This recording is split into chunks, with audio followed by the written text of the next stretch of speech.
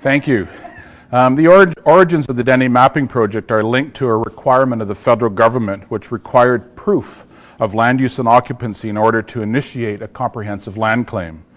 Project planning for the Dene Nation and testing began in early 1972.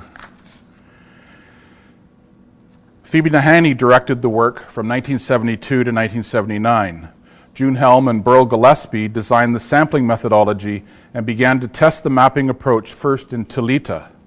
In these early tests, they used small-scale maps, but soon after, the project focused on 1 to 250,000 scale maps. The project interviewed 600 male trappers and hunters from 27 communities. The project's study area extended into Alaska, the Yukon, the western provinces, and what is today Nunavut. In total, the land use area exceeded more than 1.3 million square kilometers, larger than the current Northwest Territories. The land use information was recorded as trails drawn on large map mosaics, some exceeding 39 contiguous sheets in size. Each hunter recorded his trails using a colored pencil, and interviewers documented land use information directly on maps using coded symbols. The maps quickly gained a life of their own and were presented at every major meeting during the 1970s and 80s, including the Berger Inquiry. All the years that I worked with the Dene Mapping Project, maps were a focal point at every meeting, reflecting the Dene's close association with their cultural landscape. In 1980, the mapping project was moved to the University of Alberta, where Michael Ash assembled a team to digitize the land use information. I was hired to direct the project, and Chris Gold and Bob Engley wrote the code for a new geographic system, then only the third operating GIS in Canada. Bob Engley wrote the digitizing code. The U of A engineering department built a high-resolution digitizing table which didn't have a monitor, so we had to plot trails on paper to verify them. Trails were broken into numbered segments to facilitate coding of land use information, and the digitizing team worked at night. Another team working during the day coded the land use information using 80-column IBM format cards.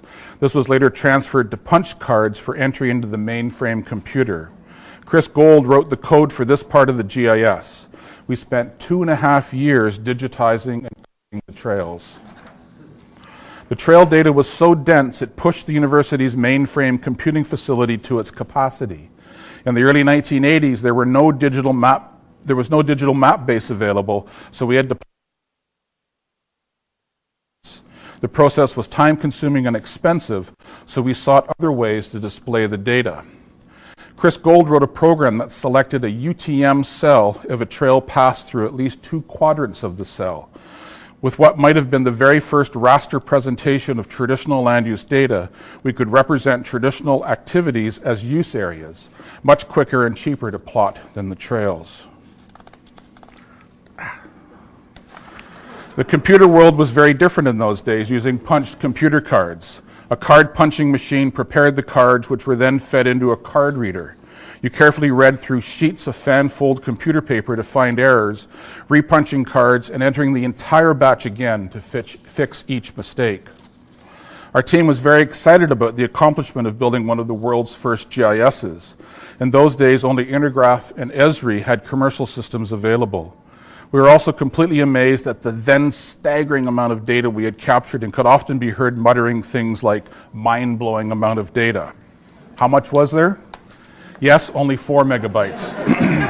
Today, smartphones contain more computing power than the mainframe computing facility, and with personal computers, free digital base maps, open source GIS software, online mapping platforms like Google Earth, traditional land use mapping tools are accessible like never before.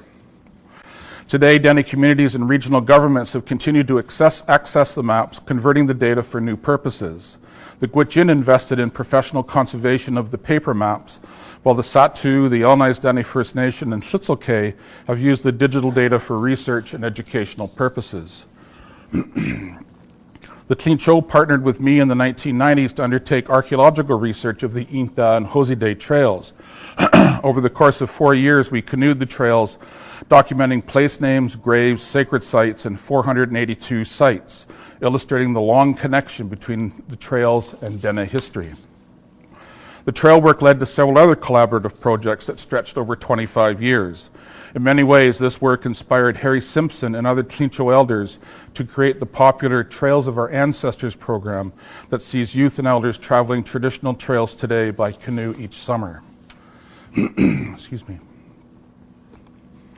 Recently, we partnered with the Gwich'in Department of Cultural Heritage, the NWT Geological Survey, and the University of Victoria to examine risk to Gwich'in heritage from retrogressive thaw slumps. Linked to warming permafrost and global climate change, thaw slumps can have a catastrophic effect on heritage. We combined slump density data excuse me, with Gwich'in traditional land use to create a risk assessment or vulnerability tool. In times of reduced resources, this tool will help both Gwich'in and government heritage managers focus efforts where they are most urgently needed.